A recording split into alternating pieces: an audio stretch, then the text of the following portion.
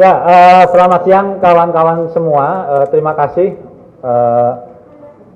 Siang ini adalah bagian kedua dari kontes Komnas terkait dengan penyerahan laporan hasil pemantauan penyelidikan atas peristiwa kematian Brigadir Joshua di kediaman ex Kadifropam Polri. Nanti saya akan mengantarkan, terus kemudian Pak Anam ada beberapa rangkaian peristiwa dan juga temuan-temuan yang lain, terus kemudian rekomendasi, dan nanti teman-teman dari Bu Sandra dan teman-teman Komnas Perempuan akan menambahkan terkait dengan hasil pemeriksaan Bu PC, khusus yang Bu PC. Kira-kira seperti itu, dan saya akan memulai. Jadi ya, berdasarkan kewenangan pemantauan dan penyelidikan sebagaimana diatur dalam pasal 89 ayat 3 Undang-Undang Nomor 39 Tahun 99 tentang Hak Asasi Manusia, Komnas HAM telah melakukan langkah-langkah pemantauan dan penyelidikan peristiwa kematian Brigadir J di rumah ex Dinas Kadifropam sebagai berikut.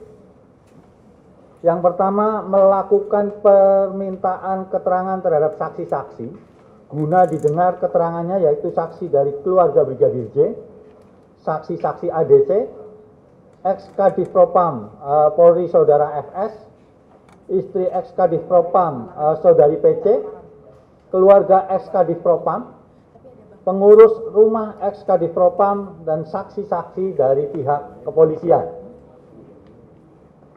Yang kedua, melakukan permintaan keterangan dari instansi terkait, yaitu Puslapor Bareskrim, Cyber Bareskrim, dan tim dokter forensik Rumah Sakit Kramat Jati.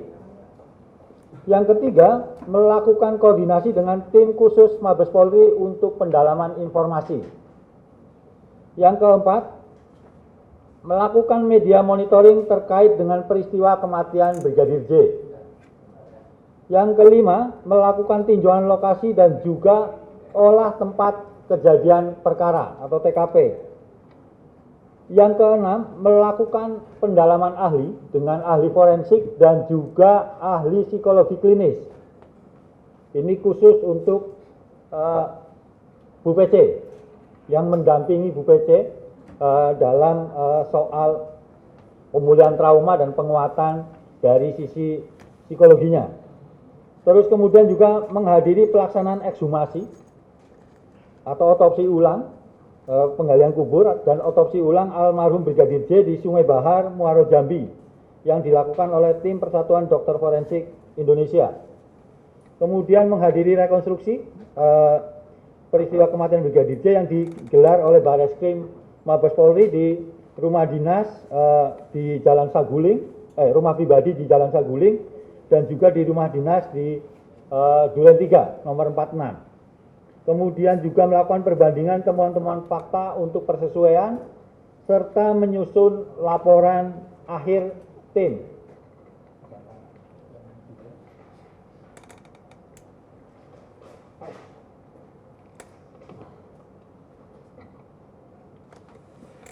Nah, raw material, jadi selain kemudian berbagai informasi yang mungkin kayak CCTV yang beredar di publik, Komnas HAM atau foto-foto begitu yang banyak beredar di publik, juga Komnas HAM meminta raw material dari dokter forensik, terus kemudian dari Puslapor dan yang lain sebagainya. Karenanya kemudian sampai hari ini, sampai laporan ini selesai, kami ada sekitar 311 video yang dianalisa. Terus kemudian ada 27 tangkapan gambar dari 35 titik lokasi. Titik lokasi ini ya, jadi bukan jaraknya atau potongan-potongannya, dari 35 titik lokasi. Terus kemudian gambar lainnya dari balistik sejumlah 592. Itu kira-kira raw material, bahan-bahan, foto-foto, video yang berhasil dikumpulkan oleh Komnas HAM sampai hari ini. Itu prosesnya nanti dilanjutkan Pak Anam terkait dengan rangkaian-rangkaian temuan faktualnya. Silakan Pak Anam.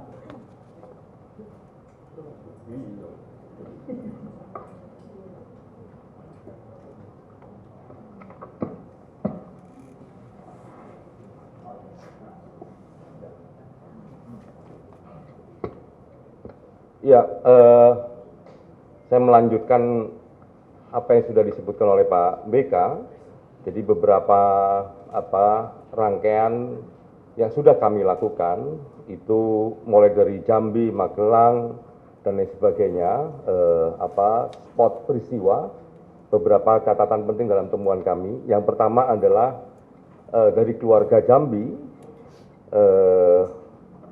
kami menemukan memang di awal adanya pihak kepolisian sempat membatasi akses keluarga untuk melihat kondisi jenazah, namun pada akhirnya keluarga diizinkan untuk melihat kondisi jenazah dengan penjagaan ketat dari anggota kepolisian. Yang waktu kami ke Jambi kami mendapatkan keterangan ini.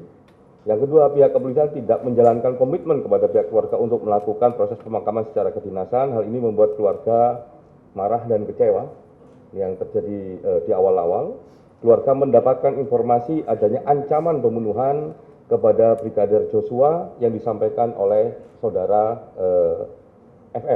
saudari FR. Nah, ini tangkapan kami di Jambi, termasuk di sini juga soal foto-foto yang beredar di isu-isu awal terkait adanya apakah ini isunya penyiksaan ataukah tidak. Itu foto-foto kami konfirmasi kapan diambilnya, bagaimana cara mengambilnya dan lain sebagainya. Yang berikutnya adalah terkait apa yang terjadi di Magelang. Pada 7 Juli tahun 2022 sekitar pukul 00 WIB adanya perayaan hari ulang tahun pernikahan saudara FS dan PC. Pada tanggal yang sama terdapat dugaan kekerasan seksual yang dilakukan oleh Brigadir J terhadap saudari PC, di mana saudari FS pada saat yang sama tidak berada di Magelang. Berikutnya adalah ancaman terhadap Brigadir C setelah saudari S dan saudara KM membantu saudari PC untuk masuk ke dalam kamar pasca peristiwa dugaan kekerasan seksual. Jadi ancaman ini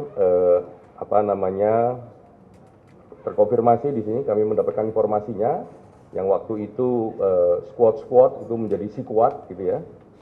Ini ada peristiwa di Magelang sana. Terus proses perjalanan Magelang Jakarta, jadi rombongan yang berangkat dari Magelang ke Jakarta menggunakan 2 mobil, dan saudara PC berada di mobil berbeda dengan saudara Brigadir J. Saat rombongan saudara PC sampai di rumah Sangguling, saudara FS telah berada di rumah. Jadi itu yang terekam di video ya. Video yang panjang yang beredar, kami mendapatkan itu. Yang berikutnya adalah Brigadir J masih dalam keadaan hidup ketika sampai di Jakarta. Jadi hasil temuan Komnas HAM, Brigadir J masih hidup hingga pukul 16.31 WIB terkonfirmasi berdasarkan komunikasi saudara FR dengan Brigadir J, dan Brigadir J mengikuti tes PCR ketika sampai di rumah Sangguling. Yang ini yang sejak awal kami temukan bahwa ini di awal sekali setelah kami pulang dari Jambi 16.31 itu memang terekam di rekaman keterangan yang kami ukur dengan Google Map gitu. Jadi 16.31 itu saudara Joshua masih hidup dan terkonfirmasi dia sudah ada di Sangguling. Terus yang berikutnya peristiwa di rumah Sangguling 3 dan perjalanan rumah dinas nomor 46. Yang pertama, saudara PC menceritakan peristiwa yang dialami di Magelang kepada saudara FS. Yang berikutnya, saudara FS memanggil Bribka RR dan Barada RE ke lantai 3 rumah Sangguling untuk menanyakan perihal peristiwa di Magelang dan merencanakan upaya penindakan terhadap J. Yang berikutnya, rombongan saudara PC lebih dahulu sampai ke rumah dinas nomor 46 sebelum saudara FS tiba di lokasi. Ini yang kami tangkap peristiwa ini Disitulah ada pembicaraan, di titik ini ada pembicaraan terkait perencanaan pembunuhan. Ini ada videonya ya? Yang ini? Oke, nanti siapin ya. Terus terkait peristiwa tanggal 8 Juli tahun 2002 di rumah dinas nomor 46, terdapat peristiwa penembakan Brigadir J dengan beberapa versi berdasarkan keterangan para pihak yang harus dibuktikan dengan diproses pengadilan. Jadi ini sebenarnya ada beberapa versi, ya, siapa yang nembak duluan atau siapa yang nembak. Nah, ini ada beberapa versi yang nanti biarkan proses pengadilan yang akan mengujinya.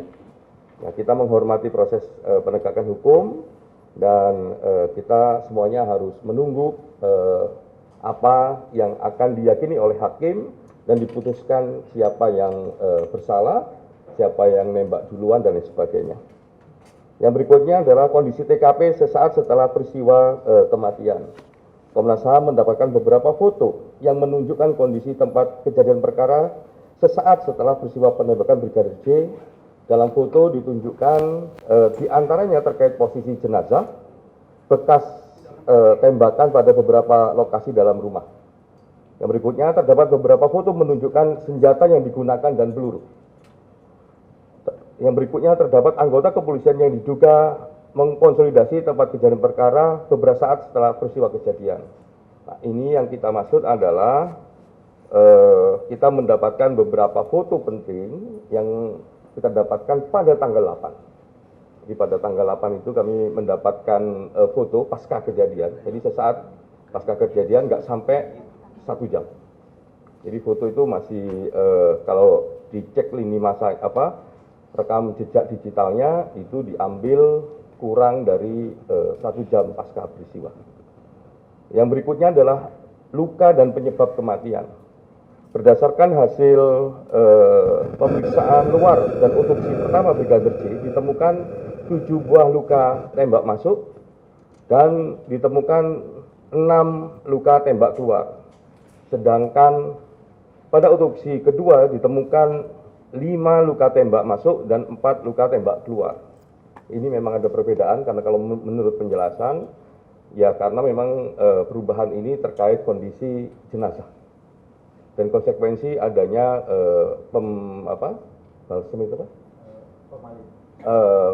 formalin. Yang berikutnya adalah 2 luka tembak penyebab kematian, yakni luka tembak pada kepala dan luka pada dada sisi kanan. Ya, ini penyebab di antara 7 luka tembak masuk, 6 luka tembak keluar. Kalau berdasarkan otopsi pertama, ini 2 luka tembak penyebab kematian itu ada di kepala dan pada dada sisi kanan. Yang berikutnya tidak terdapat luka sayatan, jeratan dan atau luka lainnya pada tubuh jenazah selain yang diakibatkan oleh tembakan. Jadi luka-luka itu tidak ada luka sayatan kecuali luka tembakan. Ada sayatan karena ada luka sayatan tapi itu terjadi karena proses otopsi. Ya, baik untuk masuk formalin maupun untuk mengambil peluru yang masih bersarang dalam tubuh almarhum Brigadir Joshua. Yang 9, ya, terdapat serangan digital. Nah, serangan digital ini baik kepada keluarga Brigadir Joshua maupun terhadap keluarga FS. Ya, kalau terhadap Brigadir Joshua, serangan digital beberapa hari setelah kematian Brigadir J, jadi waktu di Jambi kami juga mendapatkan itu, bentuk serangannya yang dialami berupa upaya hacking akun media sosial seperti WhatsApp, Facebook, email, dan Yahoo keluarga Brigadir Joshua. Ini di awal-awal sempat muncul dan kami mendapatkan informasi soal ini. Terus serangan digital juga dialami oleh keluarga FS beserta ADC yang sebagian besar adalah doxing dan persekusi online. Jadi dua-duanya mendapatkan satu bentuk serangan digital. Oke,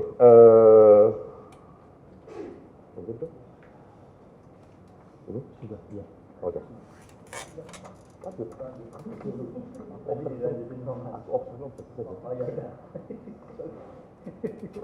Gantian, ini karena untuk sama-sama menghemat stamina ini, kurang istirahat. Ya, saya lanjutkan setelah kemudian analisa atau temuan faktual, kita masuk kepada konstruksi peristiwa dan analisa faktualnya. Yang pertama, konstruksi peristiwa.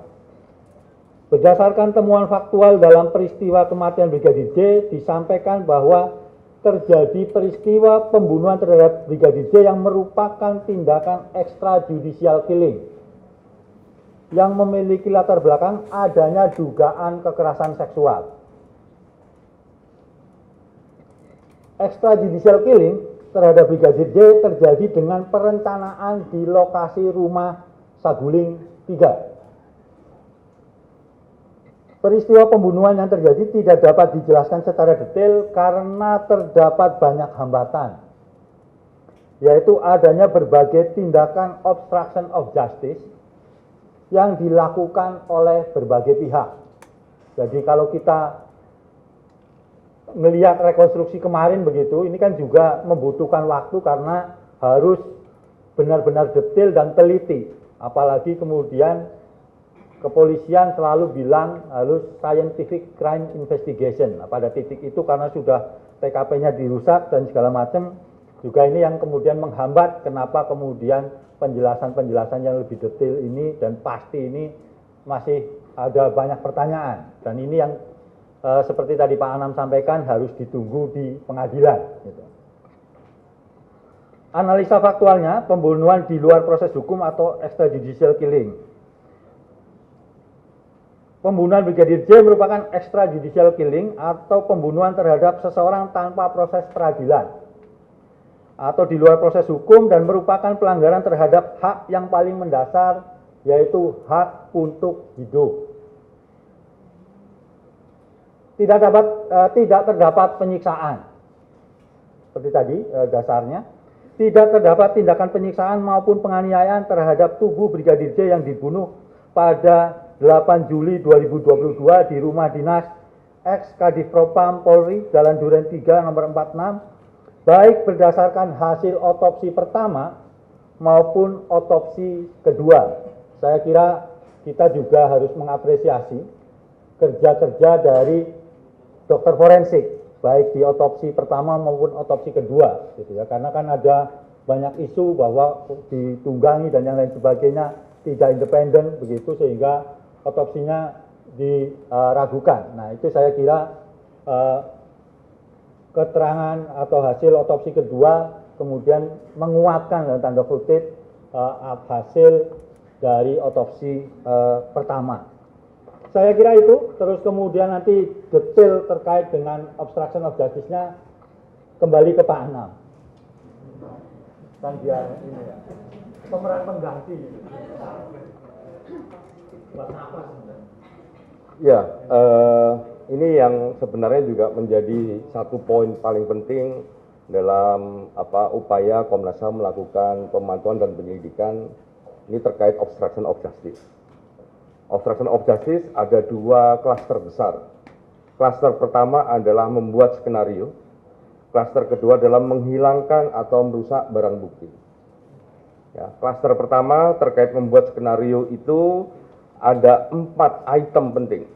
Item pertama adalah mengkonsolidasi saksi. Nah, dalam konteks mengkonsolidasi saksi ini, ada satu, menyeragamkan kesaksian para saksi, baik mengenai latar belakang peristiwa, tempat kejadian perkara, dan alibi FS di TKP. Itu yang pertama. Yang kedua, menginstruksikan saksi ADC untuk mempelajari soal penggunaan kekuatan dalam tindakan kepolisian dan penggunaan senjata. Yang ketiga, menghapuskan atau menghilangkan sesuatu yang merugikan. Jadi ini kesaksian-kesaksian ya, khususnya di awal itu semua keterangan yang diberikan itu memiliki karakter dan bentuk keseragaman. Nah, ini karena ada mengkonsolidasi saksi. Poin nomor 2, mengkonsolidasi tempat kejadian perkara. Ya, mengubah, ini yang pertama, mengubah lokasi TKP. Mengubah lokasi TKP terjadinya dugaan kekerasan seksual. Jadi salah satunya harusnya cerita ini ada di Magelang tapi ditaruh di Duren 3. Duren 3 rumah dinas nomor 46. Jadi ini bagian dari mengkonsolidasi TKP. Yang nomor 2, adanya tindakan perusakan, pengambilan dan atau penghilangan CCTV dan atau decoder di TKP dan di sekitar TKP. Jadi ini untuk mengkonsolidasi TKP, ya makanya CCTV yang berada di misalnya yang paling aktual di depan rumah itu yang di security baru ditemukan karena memang itu sengaja untuk mengkonsolidasi TKP. Terus adanya tindakan dalam penanganan TKP yang tidak sesuai prosedur.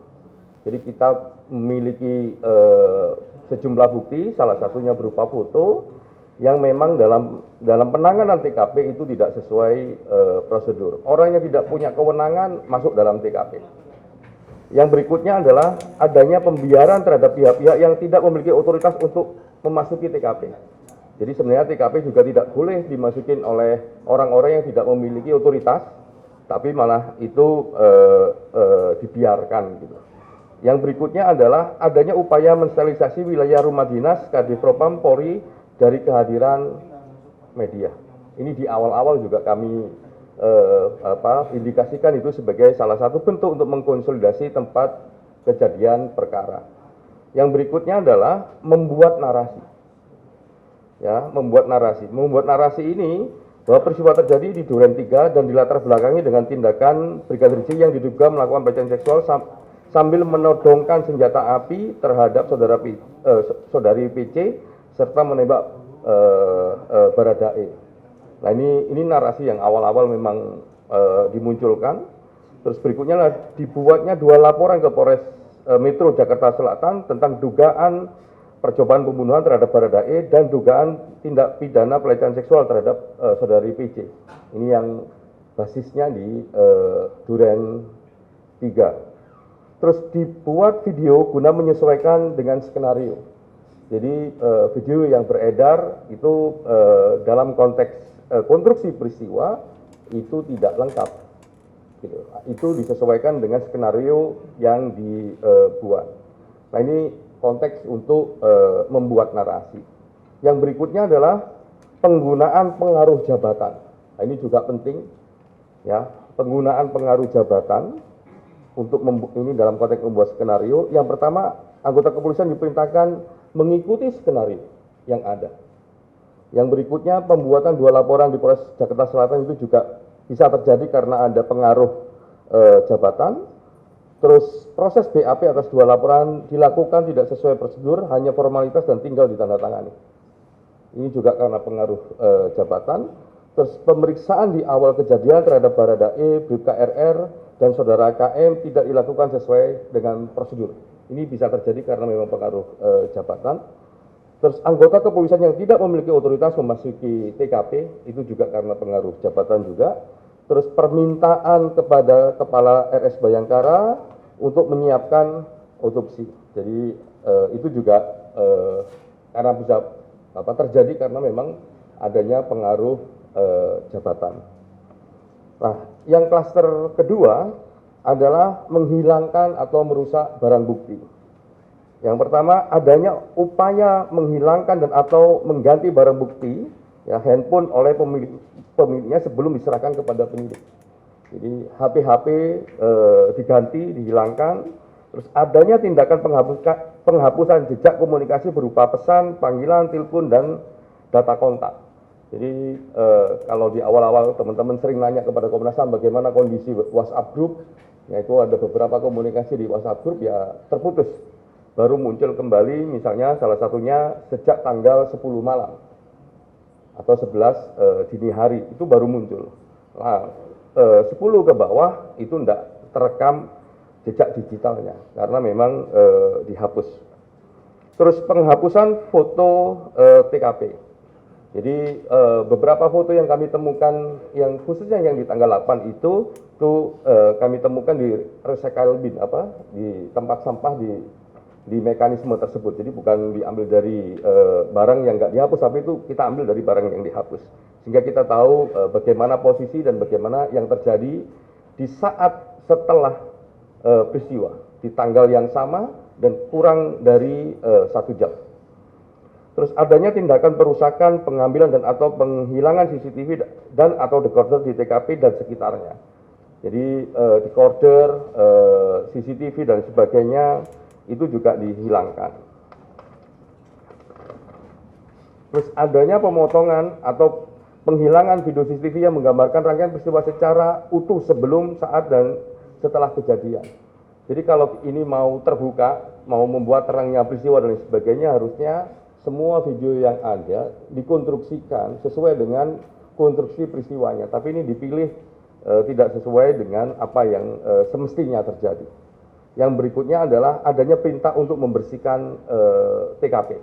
Ini juga ada, misalnya darah dibersihkan, ini dibersihkan dan dikonsolidasikan semua apa yang ada dalam situ. Nah, coba Arif.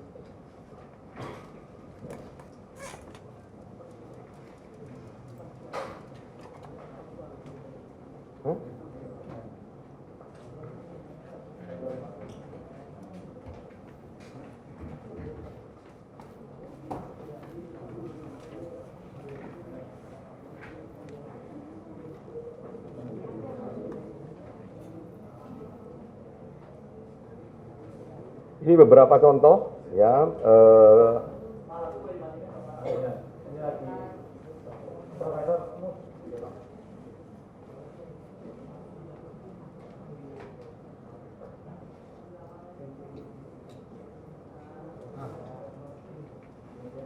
Oke.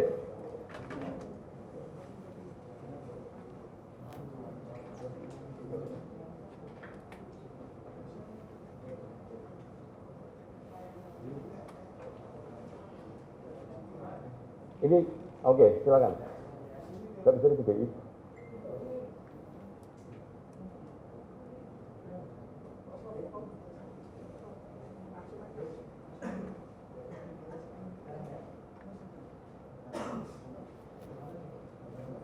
Ya, kita mulai.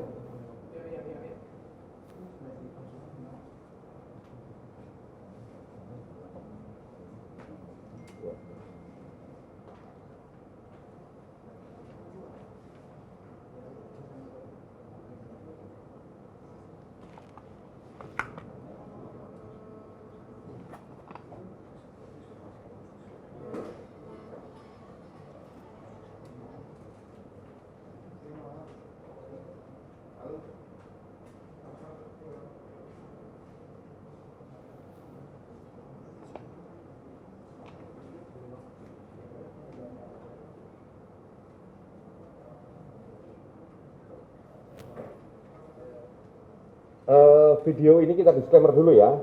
Video ini memang sengaja kami potong hanya untuk menampilkan bagian-bagian mana yang penting yang sebenarnya bisa masuk dalam video yang sudah disebarkan di publik.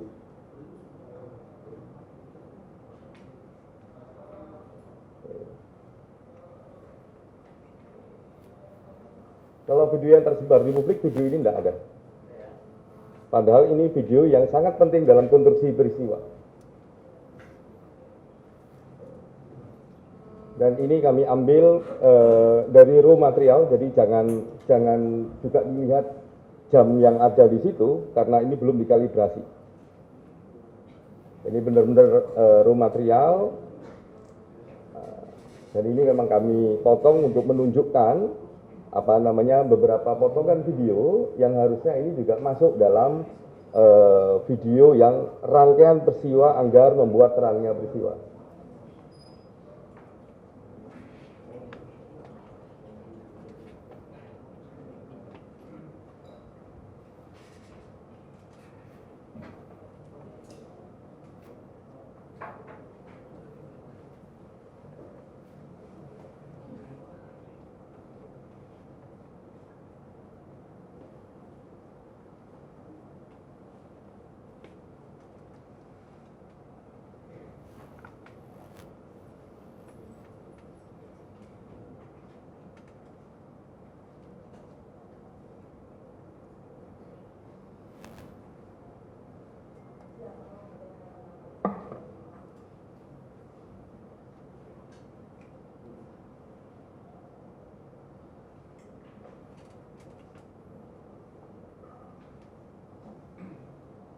Nah, video ini kalau mau membuat terangnya peristiwa, memang sejak awal harusnya memang ada dalam konstruksi video yang dibuat untuk menjelaskan apa yang sebenarnya terjadi. Nah, video ini khususnya yang dua orang yang naik dan turun, ya, dua orang yang naik dan turun itu menceritakan FS memanggil ADC-nya, dan di titik inilah sebenarnya yang kami tadi sampaikan. FS kepingin tahu apa yang terjadi dalam peristiwa Magelang. Yang salah satunya kalau kita kenal itu saudara Baradae. Jadi saudara Baradae disuruh naik ke atas, ditanyain apa yang terjadi di Magelang, dipanggil ke lantai 3. Yang satunya juga begitu, ADC yang satunya dipanggil ke atas, ditanyain apa yang terjadi di Magelang. Kalau yang sudah beredar di publik, di titik itulah ya menanyakan apakah kamu mau menembak. Jadi itu posisi video ini harusnya memang menjadi satu spektrum yang penting dalam konstruksi peristiwa. Tapi dalam video yang beredar, yang itu menjadikan satu narasi, ini tidak ada. Kalau ini ada, ini akan terang benderang karena rangkaian peristiwanya ada. Dan ini yang kemarin juga direkonstruksi juga ada pertemuan di lantai 3, FS dengan siapa, ngapain, ini ada. Nah, ini salah satu bukti video yang kami ambil dari raw material, ya, yang kami lihat, dan ini berkesesuaian dengan apa yang kami lakukan, termasuk ketika kami nanya ke saudara Ferdi Sambo. Apa yang ketika datang ke Saguling, apa yang dilakukan, dia nanya soal apa yang terjadi di Magelang. Nah, peristiwa itulah yang sangat mewarnai apa yang terjadi di Duren 3, di rumah dinas Duren 3 nomor 46. Lanjut.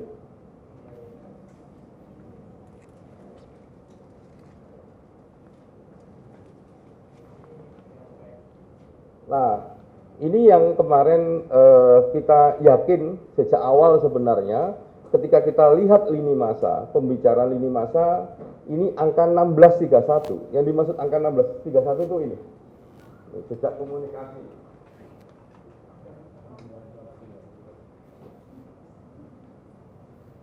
Jadi ini 1631 inilah ketika kami 1631 itulah yang ketika kami datang ke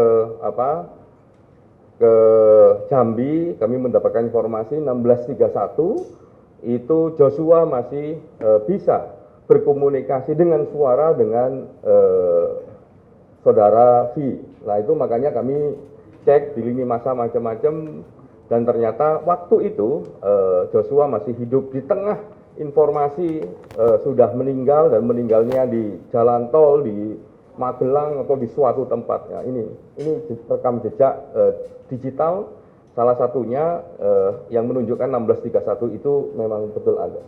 Lanjut.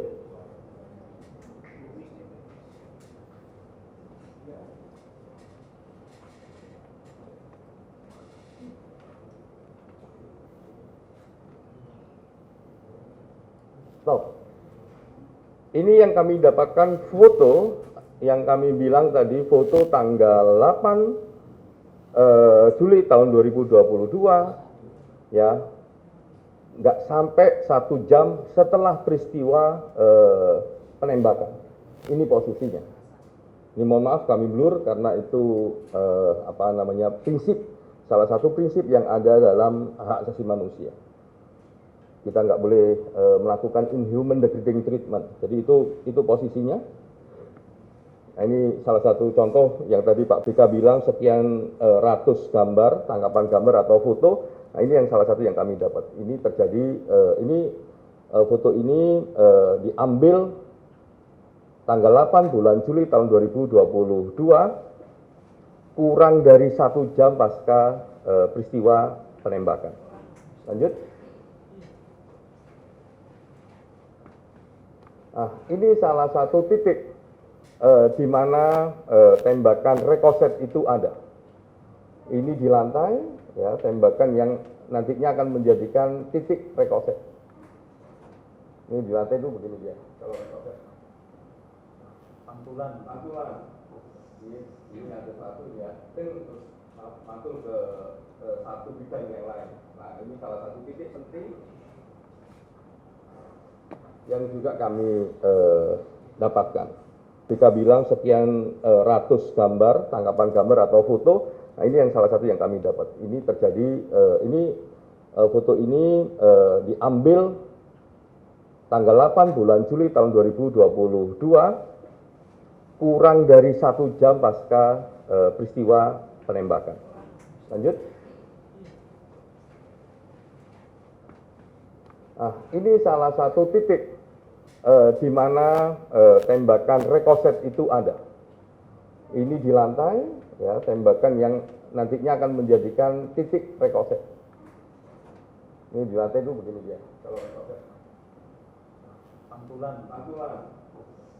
Ini ada satu ya, terus masuk ke satu bidang yang lain. Nah, ini salah satu titik penting yang juga kami dapatkan. Mungkin itu analisis pelanggaran HAM-nya, monggo. Saya kira teman-teman Komnas Perempuan dulu sebelum analisa. Oh gitu.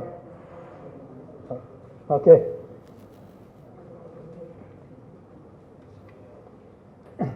Ya, tadi didasarkan pada proses, kemudian temuan faktual dan analisa faktual, kami kemudian beranjak kepada soal analisa pelanggaran HAM-nya. Ada 4 poin utama dari analisa pelanggaran HAM. Yang pertama, hak untuk hidup.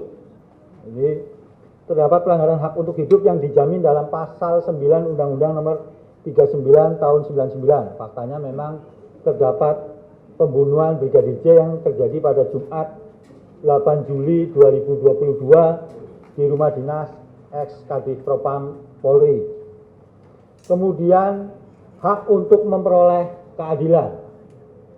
Terdapat pelanggaran hak untuk memperoleh keadilan yang dijamin dalam pasal 17 Undang-Undang Nomor 39 tahun 99.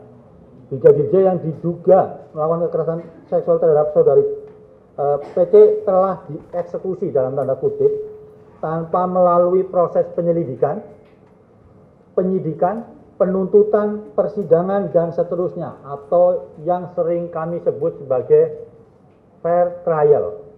Seharusnya ketika dugaan apapun harus ada proses hukum awal, tidak langsung kemudian dieksekusi. Ini pun saya kira jelas ya. Selain itu, terhadap saudari PT juga terhambat kebebasannya untuk melaporkan kejadian dugaan kekerasan seksual yang dialaminya ke kepolisian tanpa intervensi siapapun. Ini kan kejadiannya, dugaan kejadiannya ada di Magelang. Tetapi kemudian skenario yang dibangun kejadiannya di Duren 3. Nah, ini kan ada hambatan terhadap kebebasan dari saudari PC untuk menjelaskan atau melaporkan apa yang sesungguhnya dia alami. Ini lagi-lagi dugaan, baru dugaan. Kemudian yang ketiga adalah obstruction of justice. Berdasarkan fakta yang ditemukan terdapat tindakan-tindakan yang diduga merupakan obstruction of justice dalam peristiwa penembakan Brigadir J tersebut. Tindakan dimaksud antara lain sengaja menyembunyikan dan atau melenyapkan barang bukti di saat sebelum atau sesudah proses hukum. Yang kedua, sengaja melakukan pengaburan fakta peristiwa. Tindakan obstruction of justice tersebut berimplikasi terhadap pemenuhan akses terhadap keadilan, access to justice, dan kesamaan di hadapan hukum, equality before the law, yang merupakan hak konstitusional sebagaimana dijamin dalam hukum nasional maupun internasional. Yang keempat, ada hak anak. Hak anak untuk mendapatkan perlindungan dari kekerasan fisik maupun mental dijamin dalam pasal 52 dan 58 Undang-Undang Nomor 39 tahun 99 tentang hak asasi manusia dan Undang-Undang Nomor 35 tahun 2014 tentang perubahan atas Undang-Undang Nomor 23 tahun 2002 tentang perlindungan anak. faktanya akibat peristiwa kematian Brigadir J terhadap pelanggaran hak anak, khususnya hak untuk mendapatkan perlindungan dari kekerasan psikis maupun mental dari anak-anak ex Kadif Propam Polri, FS, dan juga saudari PC. Artinya kita mendapat keterangan bahwa anak-anaknya Pak FS dan Bu PC mendapat perundungan, ancaman, cyberbullying yang kemudian menyerang di akun sosial media yang bersangkutan, dan tentu saja ini juga harus menjadi concern bersama begitu, supaya anak-anak itu bisa tumbuh kembang dengan baik begitu. Itu soal analisa pelanggaran HAM-nya. Nah, dalam proses ini seperti yang sudah dijelaskan berulang kali, kami kemudian bekerja sama dengan teman-teman Komnas Perempuan khusus untuk menggali keterangan Bu PC terkait dengan Bu PC. Karena itu saya kira dalam kesempatan yang baik ini saya meminta Ketua Komnas Perempuan Bu Andi Yantriani untuk menjelaskan bagaimana proses penyelidikan atau permintaan keterangan yang dilakukan oleh teman-teman Komnas Perempuan. Silakan Bu Andi. Bu Andi atau Bu Sandra atau mau pingsut?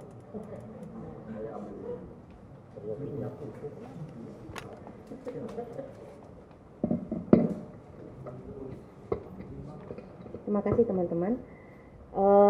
Selamat siang, salam sehat dan salam Nusantara yang bineka untuk kita semuanya.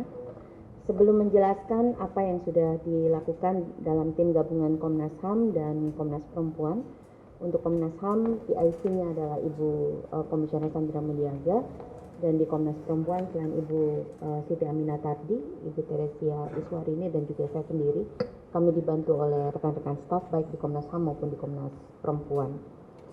Nah, mungkin yang awal saya ingin menegaskan begini, untuk Komnas Perempuan ketika kita mendapatkan pelaporan kasus kekerasan seksual, maka ada 3 pendekatan yang digunakan. Yang pertama adalah mengenali kerentanan-kerentanan khas dari perempuan untuk bisa melaporkan kasusnya.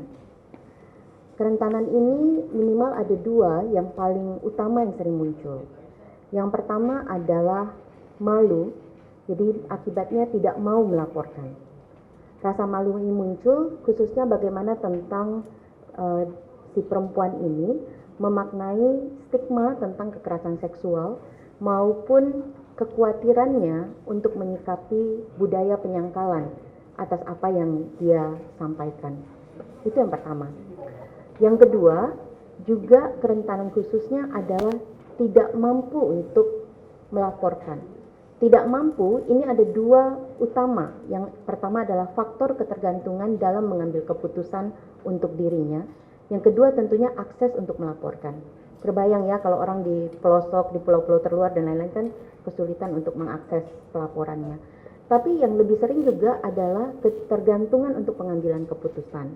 Dalam banyak kasus kekerasan seksual, keputusan perempuan untuk melaporkan kasusnya itu sangat tergantung pada orang-orang yang paling dominan di dalam hidupnya, dan khususnya adalah anggota keluarga yang laki-laki. Biasanya ayahnya, suaminya, atau anak laki-laki dan lain-lain. Nah, ini kerentanan khusus ini perlu dipahami, sehingga pendekatan yang kedua, karena kerentanan ini juga yang tadi misalnya tidak mampu, juga bisa mempengaruhi apa yang dilaporkan. Karena bisa jadi boleh lapor tapi cuma sebagian atau yang lainnya. Nah, ini hal-hal yang penting untuk kita pahami bersama. Yang kedua, pendekatannya adalah memberikan ruang agar korban bisa menceritakan secara utuh. Karena itulah misalnya di Komnas Perempuan, kalaupun kami mendapatkan pengaduan dari berbagai pihak, misalnya apakah itu dari kuasa hukum atau penyidik atau yang lainnya, kami akan meminta kesempatan untuk bisa langsung berjumpa dengan korban dan menanyakan secara utuh apa yang dihadapinya, tentunya dengan proses-proses yang kita harapkan tidak menambahkan trauma atau reviktimisasi bagi si perempuan yang sedang melaporkan kasusnya itu. Mungkin teman-teman ingat, ini mengapa Komnas Perempuan, karena ingin memberikan ruang untuk bisa mendapatkan keterangan secara utuh, Kami setelah melakukan kunjungan pertama, setelah ada pelaporan tentang dugaan pelecehan seksual di Jakarta, saat diminta untuk melakukan rapat koordinasi di Polda, itu kemudian meminta agar dipastikan ada pendampingan psikologis yang memungkinkan perempuan yang akan melaporkan kasusnya ini memiliki kemampuan untuk menceritakan secara utuh karena dikenali dari gejala-gejala psikis yang ada, maupun untuk meminta sementara waktu kita menahan diri dulu dari membuat spekulasi-spekulasi, karena itu akan sangat menentukan sejauh mana pihak perempuan yang melaporkan kasusnya akan menceritakan. Nah, yang juga penting di dalam proses untuk melakukan penanganan pelaporan kekerasan seksual adalah memang mekanisme koordinasi itu sendiri.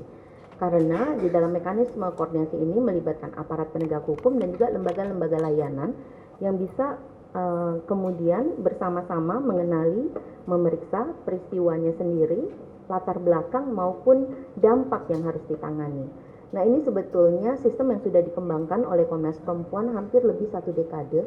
Kami sejak tahun 2008 itu sudah punya MOU lintas institusi untuk sistem peradilan pidana terpadu bagi perempuan korban kekerasan, dan juga ini sistem yang diadopsi di dalam Undang-Undang TPKS.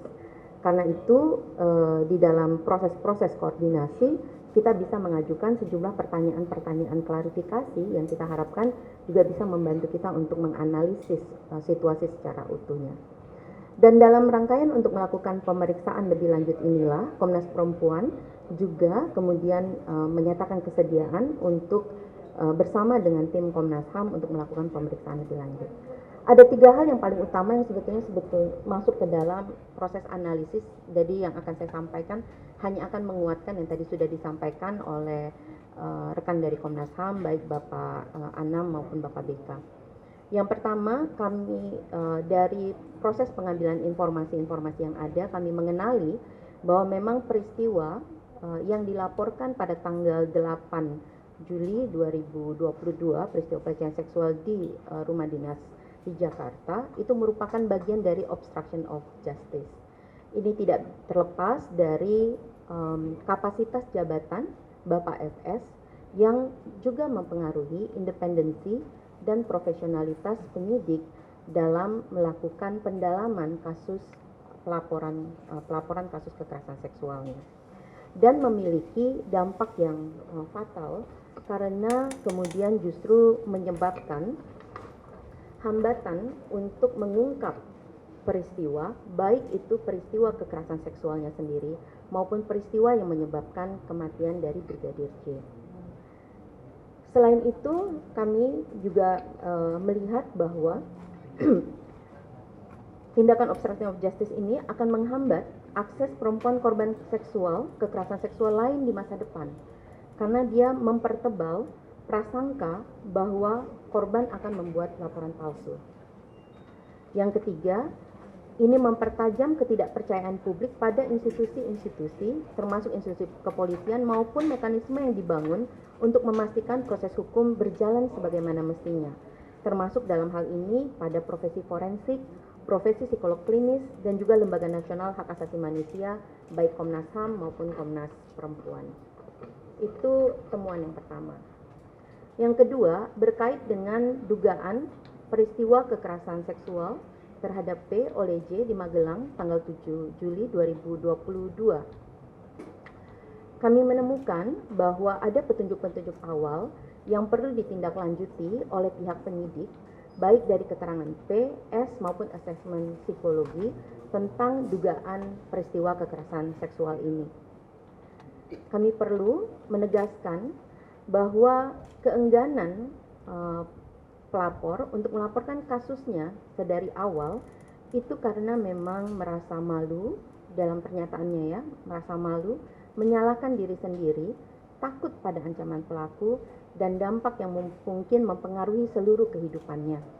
Dalam kasus ini, posisi sebagai istri dari seorang petinggi kepolisian pada usia yang jelang 50 tahun, memiliki anak perempuan, maupun rasa takut pada ancaman dan menyalahkan diri sendiri sehingga merasa lebih baik mati, ini disampaikan berkali-kali, Dan karena itu kita perlu memikir ulang bahwa relasi kuasa antara atasan dan bawahan saja tidak cukup untuk serta-merta menghilangkan kemungkinan terjadinya kekerasan seksual.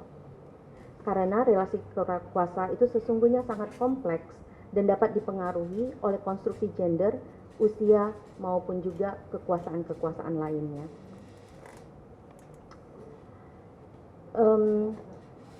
Mitos tentang kekerasan seksual terkait relasi kuasa korban dan pelaku, lokasi kejadian, tuduhan kekerasan seksual sebagai hubungan suka sama suka, ataupun sikap lain yang menyalahkan korban, ini kerap juga akan menjadi tantangan tersendiri, apalagi dalam kasus yang sedang kita diskusikan ini, ketidakpercayaan pada laporan itu akan berlipat ganda akibat dari obstruction of justice itu sendiri.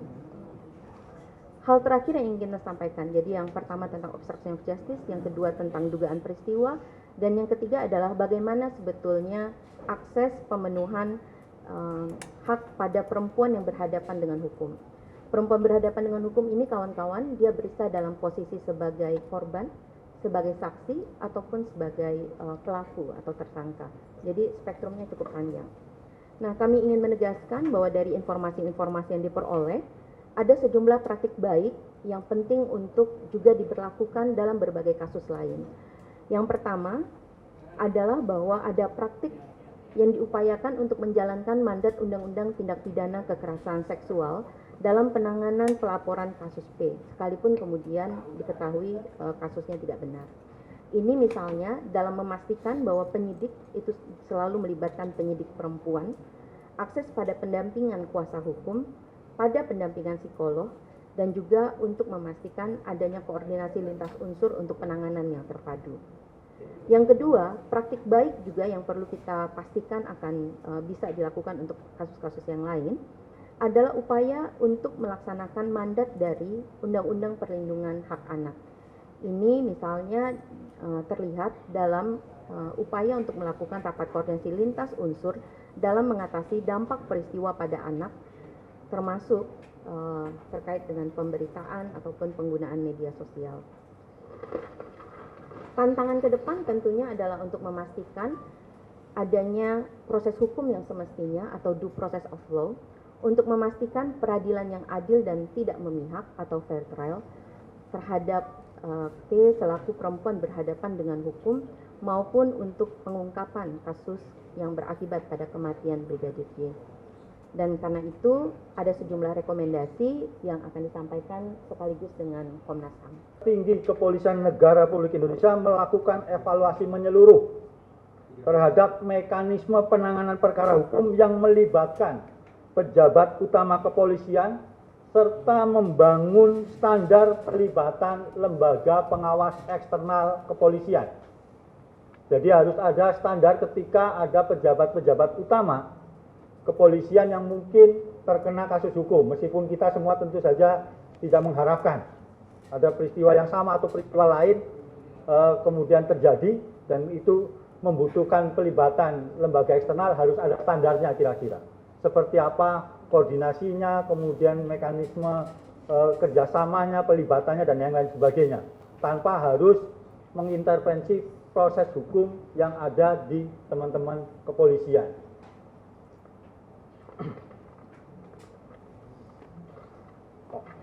Terakhir, melakukan upaya pembinaan terhadap seluruh anggota kepolisian negara Republik Indonesia agar dalam menjalankan kewenangannya untuk tetap patuh kepada ketentuan perundangan yang berlaku serta memegang teguh prinsip-prinsip profesionalitas, transparansi, akuntabilitas, serta memenuhi azas keadilan dan sesuai dengan standar hak asasi manusia sebagai upaya penjaminan peristiwa yang sama tidak terulang kembali. Jadi harus ada upaya pembinaan secara menyeluruh supaya peristiwa yang sama itu tidak terulang kembali. Jadi cukup kali ini saja ini sebagai pelajaran bersama kita. Demikian siaran pers laporan tim pemantauan dan penyelidikan peristiwa kematian Brigadir J di kediaman ex-Kadif Propam Polri dibuat sebagai salah satu bentuk pertanggungjawaban pelaksanaan kewenangan pemantauan dan penyelidikan Komnas HAM Republik Indonesia sebagaimana diatur dalam pasal 89 ayat 3 Undang-Undang Nomor 39 Tahun 99 tentang hak asasi manusia atas kasus kematian Brigadir J. Jakarta, 1 September 2022, tim pemantauan dan penyelidikan peristiwa kematian Brigadir Joshua di kediaman ex-Kadif Propam Polri. Saya kira itu, kawan-kawan, sudah panjang lebar kami sampaikan prosesnya, temuannya, analisa, kesimpulan, dan rekomendasi. Ini sebagai penutup rangkaian penyelidikan dan pemantauan Komnas HAM dibantu oleh Komnas Perempuan. Jadi selesai sampai di sini.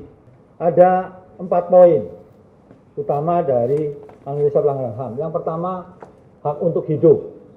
Jadi terdapat pelanggaran hak untuk hidup yang dijamin dalam pasal 9 Undang-Undang Nomor 39 Tahun 99. Faktanya memang terdapat pembunuhan Brigadir J yang terjadi pada Jumat 8 Juli 2022 di rumah dinas ex-Kadif Propam Polri.